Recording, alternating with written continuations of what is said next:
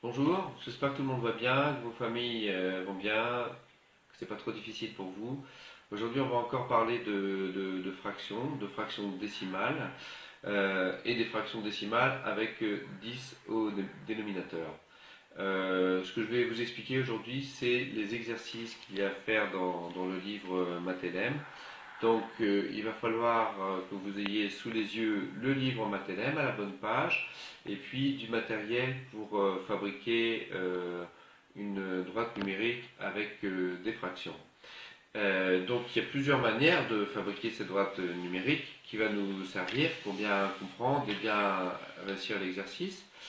On peut faire sur une feuille à grand carreau ou même sur avec des feuilles du cahier. Il suffit d'arracher les feuilles du cahier.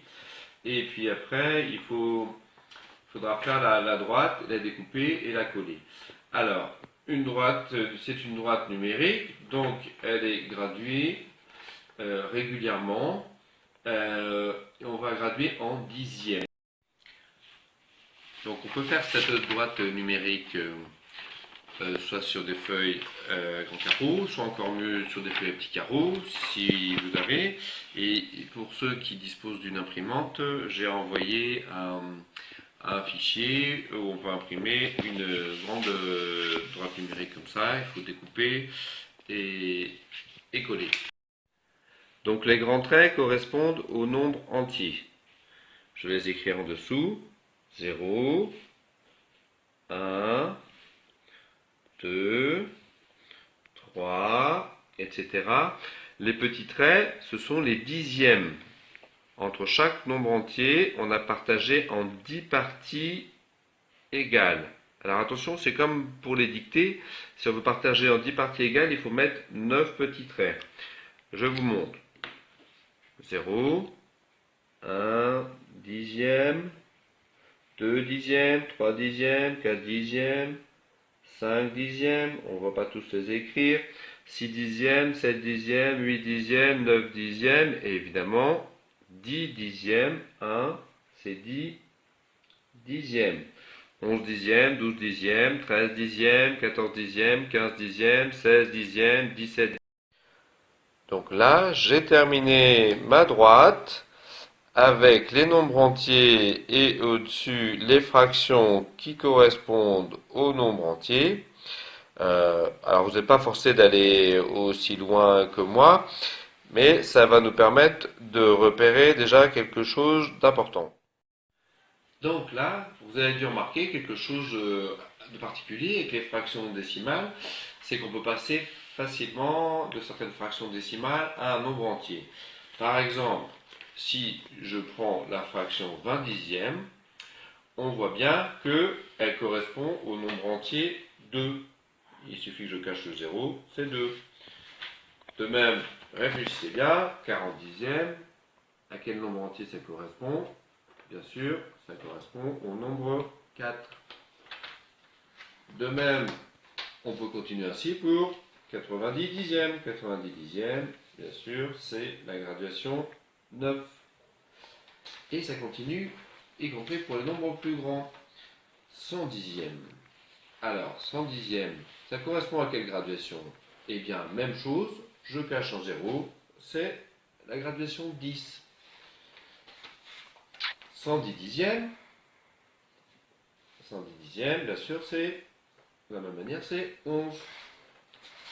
Et 320 dixièmes, eh bien, même chose, ça correspond à 32, ça vaut 32. Alors maintenant pour la suite, il va falloir que vous ayez le livre Mathelem sous les yeux, et même si j'explique, il faut lire les consignes. Alors pour commencer, il faudra lire la consigne de l'exercice numéro 4 de la page 115. Je vais vous l'expliquer petit à petit, et il faudra mettre en pause quand je pose une question. Donc notre droite, elle va nous aider à ne pas nous tromper. L'exercice, on nous demande de transformer une fraction décimale en un nombre entier plus un nombre décimal. Alors je vais vous donner quelques exemples, en plus de l'exemple qui est donné en bleu dans le livre Mathelem. Par exemple, la fraction 17 dixièmes. Je regarde sur ma droite, 10 dixièmes, 11 dixièmes, 12 dixièmes, 13 dixièmes, 14 dixièmes, 15 dixièmes, 16 dixièmes, 17 dixièmes. cette fraction-là. Alors, pour arriver jusqu'ici, il faut que j'avance jusqu'à quel nombre entier et après que j'avance de combien de dixièmes. Donc 17 dixièmes, c'est égal à quel nombre entier plus quelle fraction. Donc mettez sur pause, réfléchissez. Voici la réponse. Donc évidemment, pour aller jusqu'à 17 dixièmes, on avance jusqu'à 1 et après 7 dixièmes. De la même manière, 31 dixièmes, 30 dixièmes, 31 dixièmes qui est ici. Quel nombre entier plus quelle fraction? Eh bien, on voit qu'il faut que j'avance jusqu'à 3 plus 1 dixième. 89 dixièmes maintenant. 81, 82, 1, etc. jusqu'à 89 dixièmes ici. Pour aller jusqu'à 89 dixièmes, il faut que j'avance jusqu'au nombre entier 8, puis 9 dixièmes. 89 dixièmes, c'est 8 plus 9 dixièmes. Je peux faire de la même manière pour 102 dixièmes, 101, 102 dixièmes, ici, 102 dixièmes. C'est donc 10 plus 2 dixièmes. 134 dixièmes.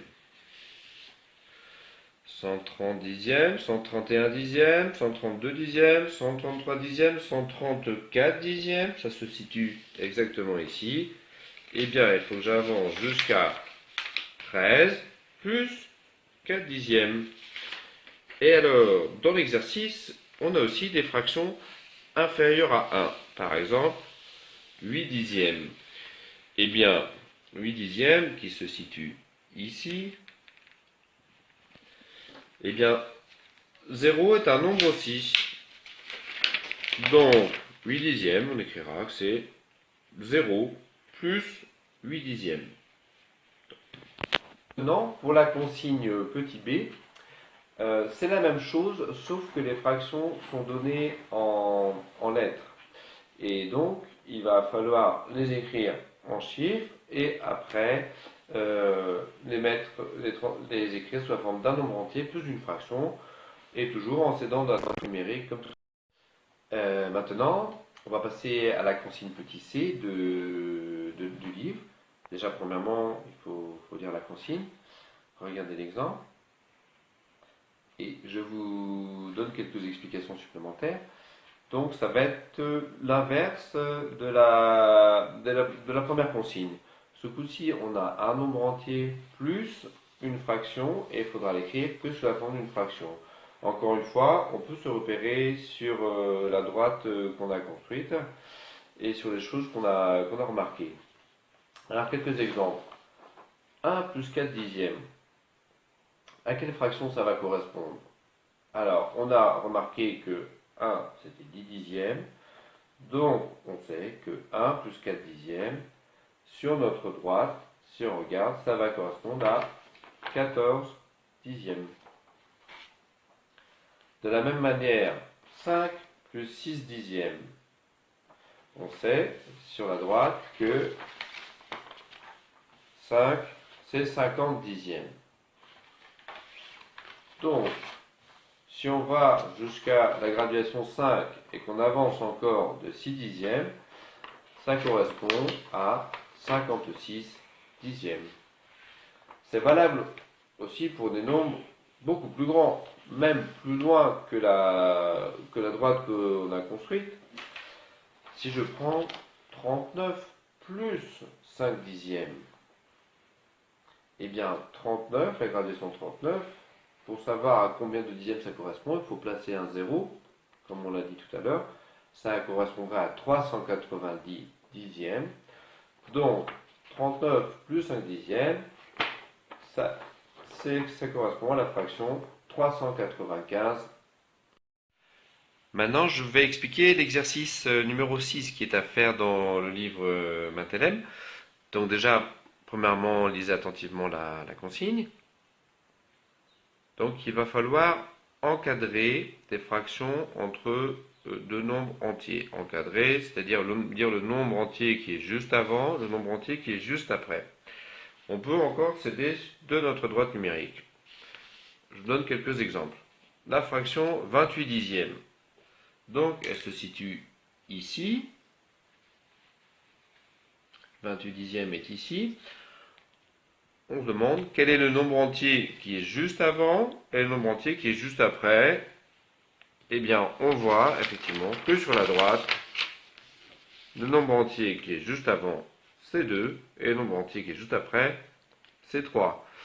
Donc, on peut écrire comme ça, 28 dixièmes est compris entre 2 et 3. On peut l'encadrer entre le nombre entier 2 et le nombre entier 3. Et 9 dixièmes. 9 dixièmes, c'est ici. Entre quel nombre entier il se situe? Eh bien, 0 est aussi un nombre.